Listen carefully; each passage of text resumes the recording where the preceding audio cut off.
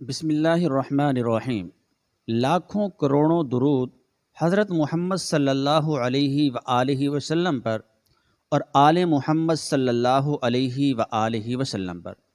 سامعین کرام، تاریخ کا انتہائی عجیب و غریب اور عبرت ناک واقعہ جس کے بارے میں بہت کم لوگ جانتے ہیں، ایسا گھناؤنا کام جس کے بعد اللہ تعالیٰ نے ان کے جسموں کو نشان عبرت پتھر کا بت بنا دیا تھا۔ واقعے کا حوالہ منقول نامہ صفا مروہ، اس کتاب کے اندر یہ واقعہ لکھا ہے۔ وہ دونوں جس جگہ پر گناہ کرنے لگے تھے وہ روئے زمین کا سب سے زیادہ مقدس مقام تھا۔ جیسے ہی انہوں نے گناہ کیا اسی وقت ان کے جسم پتھر ہونے لگے، ان کی روحیں قبض کر لی گئیں اور گوشت پوست کے جسم پتھر کے بنتے چلے گئے۔ اس وقت ان کے قریب کوئی بھی نہیں تھا، اس لیے جو کچھ ان پر گزری اس کے بارے میں خود انہی کے سوا کسی کو پتہ نہیں چلا۔ یہ تاریخ کا انتہائی عجیب و غریب اور خوفناک ترین واقعہ تھا۔ دو زندہ انسان جن میں سے ایک مرد تھا اور دوسری عورت تھی، عذاب الہی کے تحت پتھر کے بت بن گئے تھے۔ کچھ دیر گزری تو ادھر سے کسی کا گزر ہوا، اس نے ان کو دیکھا اور پہچان لیا۔ یہ بھی معلوم ہو گیا کہ انہوں نے اس مقدس اور متبرک ترین مقام پر کیسا گھناؤنا کام کیا تھا جس کی فوری طور پر پکڑ ہو گئی تھی۔ لوگوں کا مارے غصے اور دکھ کے انتہائی برا حال ہو گیا۔ ان دونوں پتھر کے بتوں کو نشان عبرت بنانے کے لیے اس زمانے کے اہل علم اور نیک لوگوں نے ان کو اس مقدس مقام سے کچھ دور اسی علاقے میں ایک دوسرے سے کافی لمبے فاصلے پر آمنے سامنے نصب کر دیا۔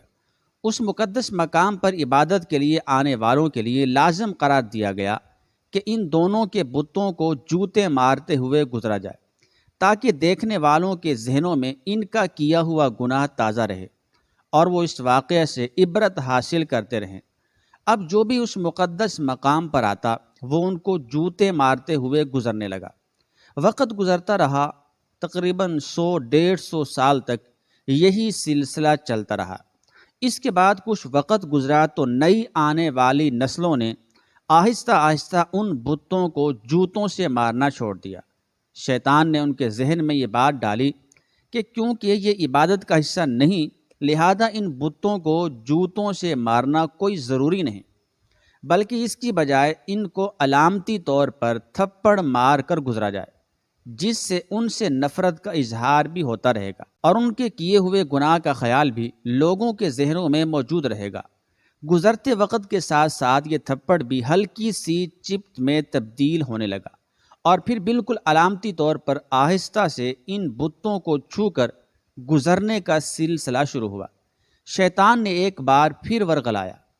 اب لوگ ان بتوں کو اس نیت سے چھوتے کہ وہ ان سے نفرت کرتے ہوئے تھپڑ مار رہے ہیں، لیکن ساتھ ہی اپنی حاجات کے لیے، اپنی ضروریات کے لیے دعائیں بھی مانگنے لگے تھے۔ شیطان نے ان کے ذہن میں بٹھا دیا کہ اگر تم ان بتوں کو نفرت سے چھوتے وقت دعا مانگو گے تو تمہاری دعائیں جلدی قبول ہوں گی۔ یہاں شیطان کی شرارتیں دیکھ لیجئے کیسے آہستہ آہستہ ذہنوں کو تبدیل کرتا ہے۔ جب لوگوں کی حاجات پوری ہو جاتی تو شیطان ان کو سمجھاتا کہ یہ حاجت اسی وجہ سے پوری ہوئی کہ تم نے بت کو چھو کر دعا کی تھی۔ وقت گزرنے کے ساتھ ساتھ آنے والی نسلوں کی سوچ بدلتی چلی گئی اور اب وہ ان بتوں کو چھو کر دعا ضرور مانگتے تھے، لیکن ان کے انداز میں ان بتوں کے لیے عقیدت اور احترام آنے لگا تھا۔ اور پھر وہ وقت بھی جلد آ گیا جب ایک بدبخت نے اس بت کے سامنے اس کی باقاعدہ مناجات کی اور اسی سے دعا مانگنے لگا۔ جوتے مارنے سے شروع ہونے والی داستان تھپڑ مارنے، علامتی طور پر چھونے، عقیدت سے چھونے سے ہوتی ہوئی باقاعدہ عبادت تک چلی گئی۔ اب ان دونوں بتوں کی باقاعدہ پوجا کی جانے لگی تھی، ان سے منتیں اور مرادیں مانگی جانے لگیں۔ بدی اور بدی کے عبرت ناک انجام کی علامت اب دونوں بت خدا بنا لیے گئے تھے۔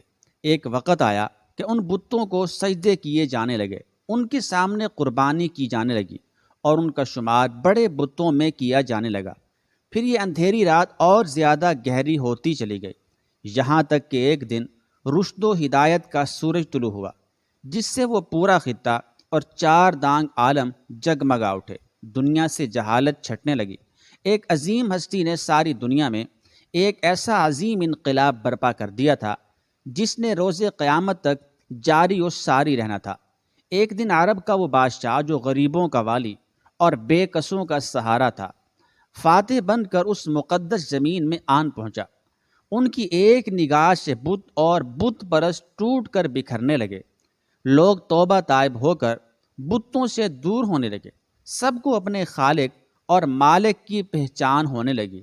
ہزاروں سال سے یہ پیاسی زمین، یہ کرہ ارض ہدایت سے سیراب ہونے لگی۔ زمین و آسمان کی مخلوقات نے حیرت سے اس عظیم الشان انقلاب کا منظر پہلی بار دیکھا تھا۔ ایک دن آپ صلی اللہ علیہ وآلہ وسلم اپنے سب سے پیارے ساتھی حضرت علی رضی اللہ تعالی عنہ کے ساتھ خانہ خدا میں داخل ہوئے۔ سب لات و منات کے بت توڑے جانے لگے، بتوں کے ٹکڑے اڑ رہے تھے، اور ان کو پوجنے والے جو اپنے سچے رب کو پہچان چکے تھے، یہ دیکھ کر اپنی سابقہ گمراہی پر افسوس کر رہے تھے، سابقہ گمراہی پر پچھتا رہے تھے۔ آپ صلی اللہ علیہ وآلہ وسلم بتوں کو ریزہ ریزہ کر رہے تھے، اور ساتھ ساتھ یہ آیت بھی دہراتے جا رہے تھے کہ جاء الحق وزہق الباطل، حق آیا اور باطل مٹ گیا۔ بے شک باطل مٹنے کے لیے ہی ہوتا ہے۔ اس کے بعد آپ صلی اللہ علیہ وآلہ وسلم ان دونوں انسانی بتوں کی جانب متوجہ ہوئے جنہیں کئی سو سال پہلے ایک گناہ کی پکڑ میں پتھر کا بنا کر نمونہ عبرت بنا دیا گیا تھا۔ مرد کا بت صفا کے مقام پر نصب تھا اور عورت کا بت مروہ کے مقام پر۔ آپ صلی اللہ علیہ وآلہ وسلم نے ان کو بھی ٹکڑے کر کے اٹھا کر خانہ خدا کی حدود سے باہر پھینک دیا۔ سامعین کرام، یہ عورت اور مرد کون تھے؟ اس کے لیے ہمیں تاریخ کے اوراق کو پیچھے الٹنا پڑے گا۔ اس کے لیے ہمیں اس زمانے میں جانا ہوگا جب حضرت اسماعیل علیہ السلام اور ان کی والدہ حضرت بی بی ہاجرہ سلام اللہ علیہا زمزم کے چشمے کے قریب زندگی کے دن بسر کر رہے تھے۔ اس دور میں عرب کی زمین پر پینے والے پانی کا ملنا ایک انتہائی ناممکن سی بات تھی۔ صحرا اور خشک پہاڑیوں کی اس زمین پر پانی کی ایک بوند کا ملنا محال تھا۔ عرب کے قبائل میٹھے پانی کے چشموں اور کنووں کی تلاش میں صحراؤں اور وادیوں میں مارے مارے پھرتے تھے۔ یہ معجزانہ چشمہ جو ننھے حضرت اسماعیل علیہ السلام کے ایڑیاں رگڑنے سے معجزاتی طور پر اللہ تعالیٰ کی طرف سے پیدا کیا گیا تھا، اس بے آب و گیا اور ویران علاقے میں دنیا کی سب سے بڑی نعمت سے کم نہیں تھا۔ اور ایک قبیلہ جو بنی جرہم کے نام سے تاریخ میں مشہور تھا، وہ بھی میٹھے پانی کی تلاش میں صحراؤں کی خاک چھان رہا تھا۔ انہوں نے جب دور سے پرندوں کو اڑتے دیکھا تو ان کی حیرانگی اور بڑھ گئی، کیونکہ صحرا میں پرندوں کا پایا جانا پانی کی علامت تھا۔ چنانچہ وہ سارا قبیلہ اسی جانب چل پڑا۔ انہوں نے جب ایک خاتون اور چھوٹے سے بچے کو اس ٹھنڈے میٹھے پانی کے چشمے کے قریب دیکھا تو وہ بہت حیران بھی ہوئے، اور اس علاقے میں جہاں پانی کا نام و نشان تک نہیں تھا، اللہ تعالیٰ کی قدرت سے ایک چشمے کو رواں دیکھ کر بے حد حیران ہوئے۔ انہوں نے حضرت بی بی ہاجرہ سلام اللہ علیہا سے اس چشمے کے قریب رہائش اختیار کرنے کی اجازت مانگی۔ حضرت ہاجرہ سلام اللہ علیہا نے ان کو اجازت دے دی، اور ساتھ میں یہ بھی کہا کہ اس چشمے کا پانی ضرور استعمال کرو، لیکن یہ پانی اللہ تعالیٰ کی امانت ہے، اس پر کسی کا بھی کوئی مالکانہ حق نہیں ہوگا۔ قبیلے والوں نے اس شرط کو قبول کر لیا اور یہاں پر ہی آباد ہو گئے۔ وقت گزرنے لگا، بی بی ہاجرہ سلام اللہ علیہا نے حضرت اسماعیل علیہ السلام کی شادی اسی قبیلہ جرہم کی ایک لڑکی سے کر دی، اور یوں رفتہ رفتہ حضرت اسماعیل علیہ السلام کی اولاد خوب پھلی پھولی، اور یوں مکہ، جس کا نام بکہ تھا، اصل نام بکہ تھا، ایک آبادی کی شکل اختیار کر گیا۔ قبیلہ جرہم والے کافی عرصہ تک تو سیدھے راستے پر قائم رہے، لیکن پھر آہستہ آہستہ ان میں خرابی پیدا ہونی شروع ہو گئی۔ اب انہوں نے کعبہ شریف کا انتظام سنبھال لیا اور حج کے لیے آنے والے لوگوں سے ملنے والا ہدیہ خود سمیٹنے لگ گئے، اور یوں رفتہ رفتہ ان کے اندر جرائم پیدا ہونے شروع ہو گئے۔ تب اللہ تعالیٰ نے ان کو سزا دینے کے لیے ان سے زمزم چھین لیا اور زمزم کا پانی خشک ہو گیا۔ وقت گزرنے کے ساتھ ساتھ زمزم کے نشان تک مٹ گئے۔ اب کسی کو معلوم بھی نہیں تھا کہ یہاں زمزم نام کا کوئی چشمہ ہوا کرتا تھا۔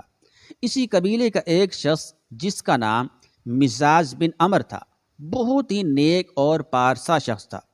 اس نے قوم کو بہت سمجھایا، ان کو بہت سے خطبے دیے، اللہ تعالیٰ کے عذاب سے ڈرایا، لیکن ان پر کوئی اثر نہ ہوا۔ جب یہ قبیلہ اپنے برے کاموں سے باز نہ آیا تو ایک رات مزاج نے سوچا کہ یہ لوگ جس طرح کعبہ شریف کی ہدیوں کی صورت میں آمدن کھانے لگ گئے ہیں، کسی دن یہ حج کرنے کے لیے آنے والوں کی طرف سے چڑھائے گئے قیمتی ہدیے، جن میں سونے چاندی کی کچھ اشیاء شامل تھیں، وہ بھی چرا لیں گے۔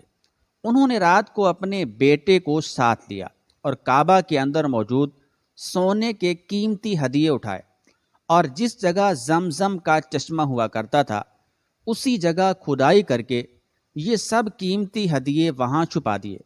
اب جیسا کہ اللہ تعالیٰ کسی قوم کے بگڑنے پر اس قوم کو کسی دوسری قوم کے ہاتھوں عذاب دیتا ہے، اس قوم کو بھی عذاب دینے کا فیصلہ کر لیا گیا اور ایک قبیلے بنی خزاعہ کو ان پر مسلط کر دیا۔ بنی خزاعہ والوں نے بنی جرہم کو مار مار کر مکہ سے نکال دیا۔ ان کے قبیلے کے کثیر تعداد میں افراد کو بھی قتل کر ڈالا، اور یوں لوٹے پوٹے بنی جرہم یمن میں جا کر آباد ہو گئے۔ اسی زمانے میں اس قبیلے کے ہاں ایک لڑکے اور لڑکی نے جنم لیا۔